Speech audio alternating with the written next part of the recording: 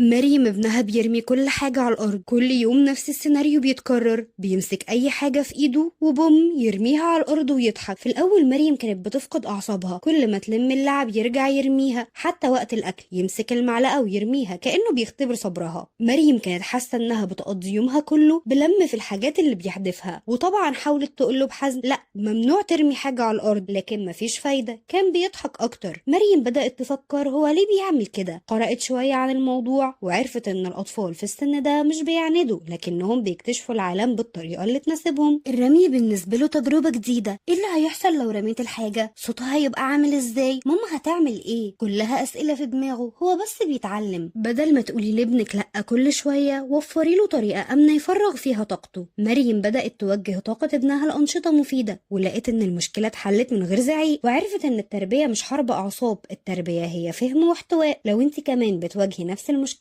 جربي الطريقة دي وتابعينا عشان توصلك كل نصايح التربية اللي هتخلي مامتك أسهل.